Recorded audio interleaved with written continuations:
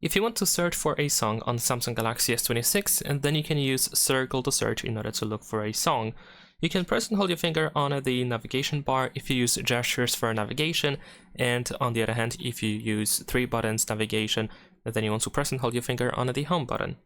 That allows you to activate circle to search, and then at the bottom, here we have this music note button. We can tap on it, and you should be able to get the song title in Google, so you get a Google search result with the song title if your phone can detect that song, if it can recognize it. And besides that, you can add the search song button into the control center or quick settings. So if you tap on this pen at the top over here, then choose add a control, then over here we can find the song search pretty much at the top. So you can, for example, tap on it in order to add it here to this list. You can also add it to this extendable area instead if you just drag it into there, and there we go. So you can use this button here to do exactly the same thing.